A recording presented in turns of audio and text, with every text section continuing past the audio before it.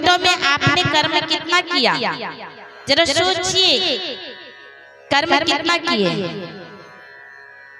देखा जाता है तो कम से कम 16 घंटे अवश्य करते हैं। किसके लिए, किसके लिए? 16 घंटा कर्म करने वाले किसके लिए? अपने लिए? अपने लिए नहीं करते हैं। अपने लिए करते तो उस कर्म में सुख मिलता, पर सुख है, परेशानियां हैं।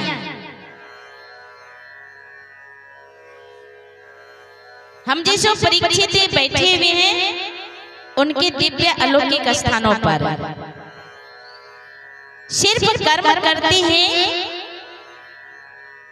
बच्चों के लिए, दुकान के लिए, मकान के लिए, पोजीशन के लिए और बैंक के लिए। किसके लिए करते हैं? बच्चों के लिए, पुत्र दुत्र के लिए, मकान के लिए, बैंक के लिए, पोजीशन के लिए कर्म करते हैं। और ना तो पोजीशन हमारी आत्मा को शांति दे सकता है, दे सकता है पोजीशन। बड़े पोस्ट पर रहेंगे, तनख्वाह मिलेगा और उसमें भी शांति नहीं है। 60,000, 90,000, 1 लाख कमा ले कोई, शांति है? शांति नहीं है। दुकान में बैठे हैं, दुकान के लिए कम से कम हमने दिया 8 घंटा 9 घंटा टाइम। ढेर सारे हमारे पास आए ग्राहक, ढेर सारे धन को इकट्ठा किए, वहां शांति ढूंढना शुरू किया, वहां पर भी शांति नहीं है क्या?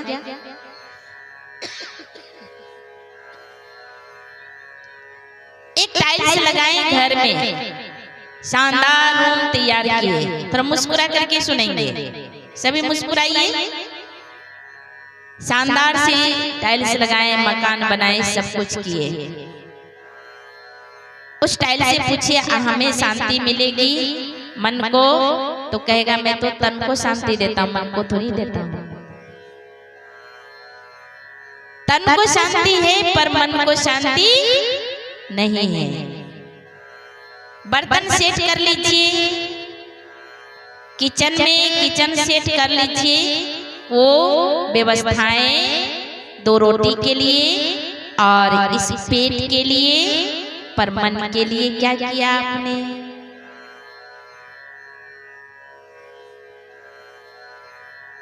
तीन घंटे 4 घंटे के अंदर में रोटी सब्जी पच जाता है, फिर शुरू कर देते हैं खाना, है? लेकिन मन वही काम कर रहा है, मन कहता है शांति चाहिए, फिर भी मन आता है कहता है शांति चाहिए, मेरे मन को शांति चाहिए। अब भगवान कहते हैं, अब आइए भगवान क्या कहते हैं? भगवान ने कहा कि ये सारे जो है ना कर्तव्य करने के लिए है और साधन जो है ना यूज के लिए है, पर इसमें साधना नहीं है, इसमें मन की शांति नहीं है। जितने कुछ आप तैयार करते हैं उसमें शांति नहीं है, सिर्फ यूज के लिए है शरीर को। जब तक इस शरीर में आत्मा है तब तक उसको यूज कर लीजिए, साधन को, गाड़ी बंगला बैंक बैलेंस जो भी करना है कर लीजिए। और जैसे आत्मा निकलेगी सारी साधन धारा पर रह जाएगा, रह जाता है। लेकिन हमारी मन को, आत्मा को शांति क्या चाहिए? कभी सोचा? अच्छा जो सोचे वो जरा हाथ खड़े करेंगे। की शांति के लिए, आत्मा की शांति के लिए आपको मैं बताती हूँ।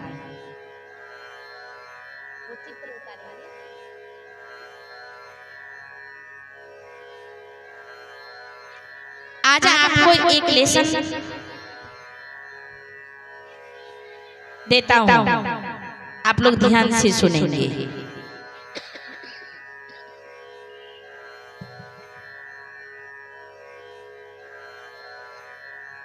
आत्मा की शांति के लिए आप वास्तविक में आज परीक्षित को सुख के सागर परमात्मा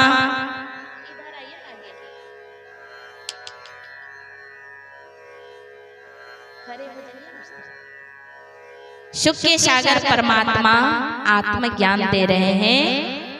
कुरुक्षेत्र में क्षेत्र और क्षेत्रज्ञ का नॉलेज दे रहे हैं। कुरु यानी कर्म करो, अब कर्म करना है, ध्यान दीजिएगा सभी। अब कर्म करना है, पाप और पुण्य दो कर्म हैं। तो कुरुक्षेत्र में कर्म करने की जो ज्ञान दिया क्षेत्र और क्षेत्रज्ञ का, क्षेत्र यानी शरीर, क्षेत्रज्ञ यानी आत्मा, यहाँ बताया गया है।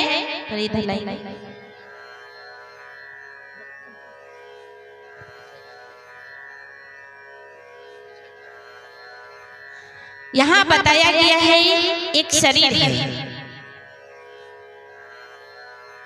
और ये चेहरा दिखाया गया है, यहाँ से आत्मा की प्रकाश है। ऊपर करेंगे और प्रकाश और आत्मा को ज्ञान दिया जा रहा है। दिखाई दे रहा है आप लोग को? थोड़ा आगे बढ़ जाइए।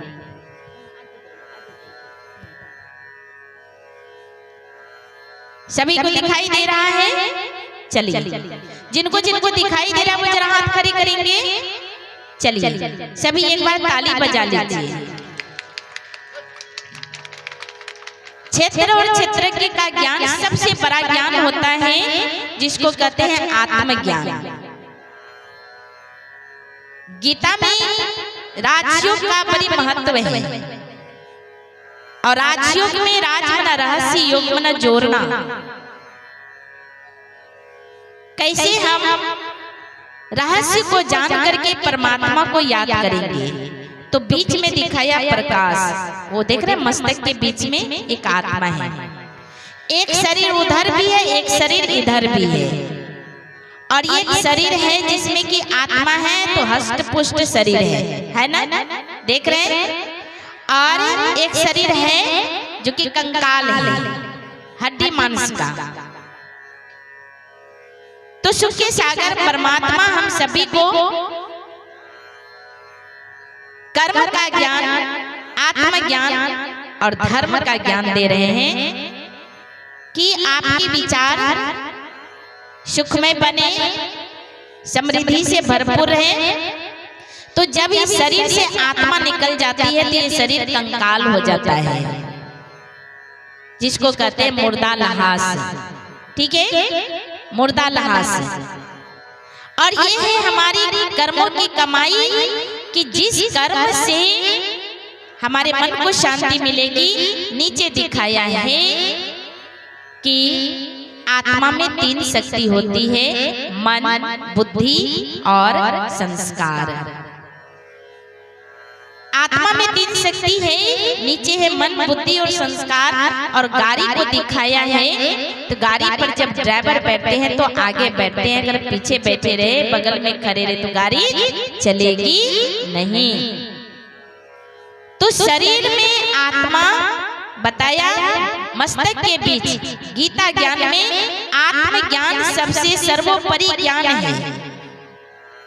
भागवत में आत्मज्ञान दिया जा रहा है कि आत्मा अजर अमर अविनाशी है। आत्मा का रूप ज्योति स्वरूप है इस शरीर में। आत्मा का इस संसार में कोई रिलेशन नहीं है क्या कोई?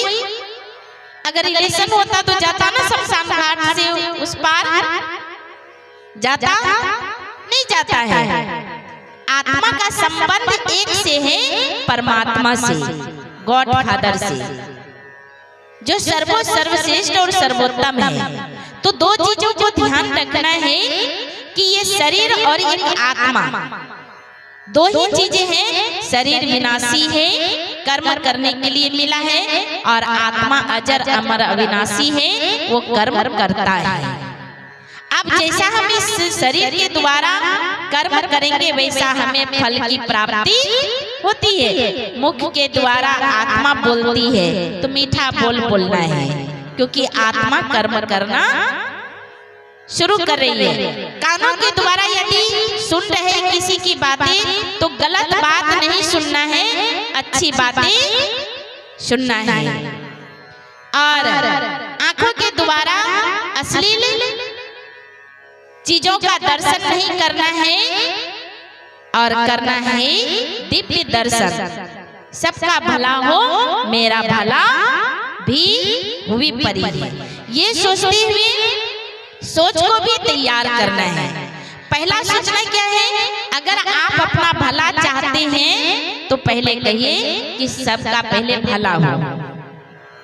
ठीक है, सबका पहले भला हो तो हमारा भला हुई परी है। अब रख देंगे। आइए आत्मज्ञान को सम्मान किया, सभी कर लिए आत्मज्ञान को सम्मान। आप इस शरीर में एक चेतना शक्ति है, आत्मा। भागवत में दुख से टलने के लिए और समस्या बढ़ती जा रही है, समस्याएं कैसे खत्म होगी? तो एक बात है कि समस्याओं का निदान एक ही है कि आप अपने आप को एक पॉजिटिव थॉट से, पॉजिटिव सोच से अपने मस्तिष्क को सजा ले कि सब अच्छा हो रहा है। क्या कहना है? सब अच्छा हो रहा है। तो हर मुश्किल का हल होगा। क्या कहते हैं? सभी तैयार हैं कि हर मुश्किल का हल करेंगे। अभी आत्मा समझ करके कि हर मुश्किल का हल करना है, आज नहीं तो कब करेंगे? हर मुश्किल का हल होगा, आज नहीं तो कल होगा। सभी बोलेंगे, हर मुश्किल का हल होगा, आज नहीं तो कल होगा।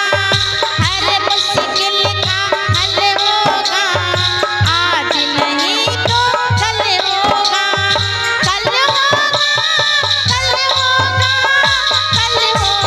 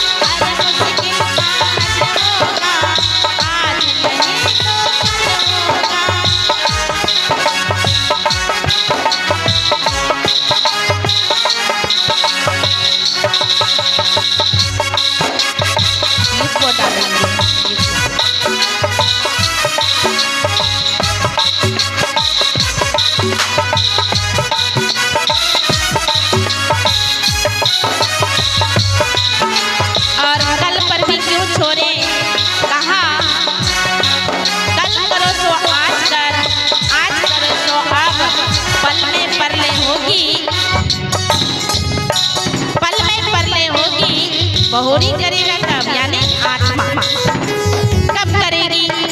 तो क्या कहना है, हर मुश्किल का हल होगा आज अभी इस पल होगा, हर मुश्किल का हल होगा आज अभी इस पल होगा, हर मुश्किल का हल होगा आज अभी इस पल होगा, ममता का आंचल होगा आज अभी इस पल होगा, मेरे बल में भी बल होगा आज अभी इस पल होगा, ममता का आंचल होगा आज अभी इस पल होगा, मेरे बल में भी बल होगा आज अभी इस पल होगा।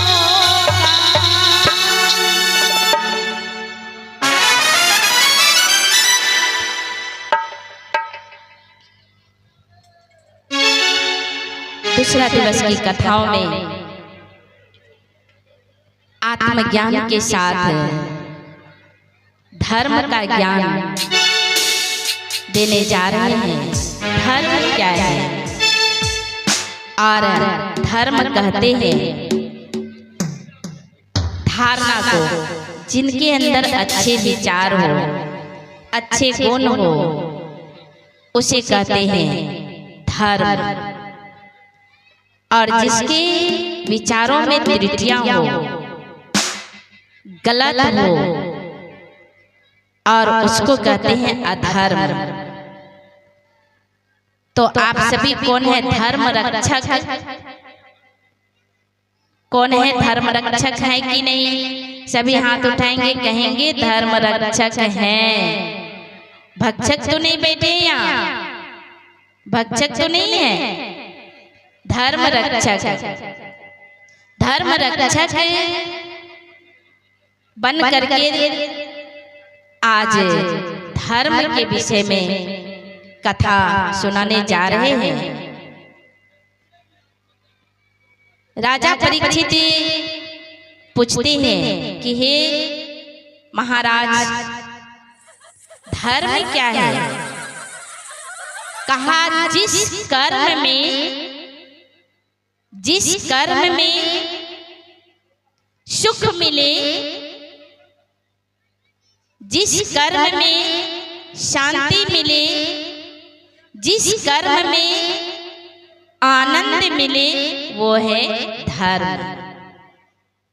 क्योंकि धर्म तो अच्छे धारणाओं से, अच्छे विचारों से करेंगे कर्म, अच्छे विचारों से कर्म करेंगे तो उसका रिटर्न मिलेगा शांति। तो जो भी कर्म करे उसमें शांति हो, और जिस कर्म में दुख प्राप्त हो वो कर्म कभी नहीं करना चाहिए। जिस कर्म में लोभ हो, मेरा तो मेरा, तेरा कब मेरा बन जाए, तो वो कर्म आगे दुख का कारण बन करके सामने आएगा, फिर पराजित कर देगा। समय कि सिर पर आगे की ओर बाल होता है, और वो धर्म करते हुए जो समय को पकड़ लेता है, तो उनके हाथों से कभी समय निकल नहीं सकता है। यदि कर्म करते हुए समय का दुरुपयोग करते हैं, तो संसार की कोई ताकत नहीं जो धर्म को रक्षा कर सकते, यानी आपको सुख दे सके। इसलिए पहले अपने अंदर के विचारों की रक्षा कीजिए, अपनी धारणाओं की रक्षा कीजिए, तभी सुरक्षित रहेंगे। यदि अपने विचारों को धन के पीछे खंडित किया, लड़ाई झगड़ा, टेंशन, तनाव में धर्म खंडित होता है, धर्म भ्रष्ट होता है। तो जब धर्म भ्रष्ट होगा तो ऑटोमेटिक है कर्म भ्रष्ट है। और इसका परिणाम जो आएगा, आने वाला जो समय होगा, तो यहाँ इस वक्त धर्म भ्रष्ट है, कर्म भ्रष्ट है आज, तो जब आएगा समय तो वो भी आपको फलदायक वाला नहीं आएगा, बड़ी दुखदायी आएगा। दुख से किया हुआ कर्म दुख देगा, सुख से किया हुआ कर्म सुख देगा। चाहे थोड़ा सा ही कमाइए, थोड़ा सा ही बनाइए, थोड़ा सा ही कर्म कीजिए, थोड़ा सा ही काम कार्य कीजिए, लेकिन वो शांति से कीजिए, वो शांति से कीजिए, ताकि आपको सुख मिले। क्योंकि भूत है बीता हुआ काल, भविष्य है कल्पना, और वर्तमान है अपना। भूत है बीता हुआ काल, भविष्य है कल्पना, और वर्तमान है अपना। ये जो अपनापन है ना, ये बड़ा प्यारापन है। इसलिए कहा मन और मनी में फर्क करना सीख लेना। जिस दिन मन और मनी में फर्क करना सीखोगे तो धर्म और कर्म दोनों सुरक्षित रहेगा, आपका विचार भी ठीक रहेगा और कर्म शुद्ध होगा। तो आने वाला जो भविष्य है कल्पना, वो सुरक्षित आएगा। ये मैं नहीं कह रही हूं, ये हम नहीं कह रहे हैं, लेकिन हम इसलिए कह रहे हैं क्योंकि हमने इसका प्रैक्टिस किया। ठीक है, हम थ्योरी नहीं बोल रहे हैं, थ्योरी है ही नहीं इसमें। रियल में जो गीता का ज्ञान को हमने सुना, उसको जीवन में जो लाया, पहले कथा जो होता था, अभी भी हो रहा है, आप लोग के बीच में मैं कह रही हूँ, कहीं भी मेरे तरफ से मांग की नहीं है कहीं मांग, कहीं भी लोभ, कोई कह दे मनीष भाई है कहीं लोभ, कहीं मनीष भाई को पता है कि कहीं लॉस इतना न लग जाता है उल्टे, फिर भी कुछ नहीं बोलते हैं, उप तक भी नहीं करते हैं। एक जगह कथा किए, इन्हीं का टेंट उठ गया और मतलब बहुत कम आरती में जैसे भी आया, लेकिन मेरा मार्गदर्शन ये था कि सबको ये परिचय मिल जाए। ठीक है, भगवान का संदेश मिल जाए, चलाने वाला चलाएगा। कभी पैसों के ऊपर नहीं गाया, कभी धन के ऊपर नहीं गाया, लेकिन जब दूसरी कथा हुई, दूसरी तीसरी, इतना ना बरसने लगा। ताली बजा लीजिए, इतना बरसा। पहले टेस्ट लिया कि इसकी मन की गति स्थिर है कि नहीं। तो मनीष भाई को, मनीष भाई अब क्या होगा? इन्होंने कहा जैसा है वैसा होने दीजिए दीदी, क्या कीजिए। इनका भी मन स्थिर था और हमें भी कोई हलचल नहीं थी। और फिर दूसरी तीसरी कथा में उतना आ जाता है, लोग कर लेते हैं। तो भगवान पूरा करता है। और लेने वाले तो बहुत होते हैं, लेने वाले बहुत होते हैं, देने वाले भी बहुत होते हैं, पर देने वाले कैसा है उसका मैं कैसे स्वीकार करूं, ये मुझे निर्भर है। मुझे पता है देने वाले लाखों दे करके रह जाएंगे, पर याद रखे हम उनकी सारी हिस्ट्री देखूंगी तभी उनसे स्वीकार करते हैं। किसी नतीजा से वो भोग लगाते हैं।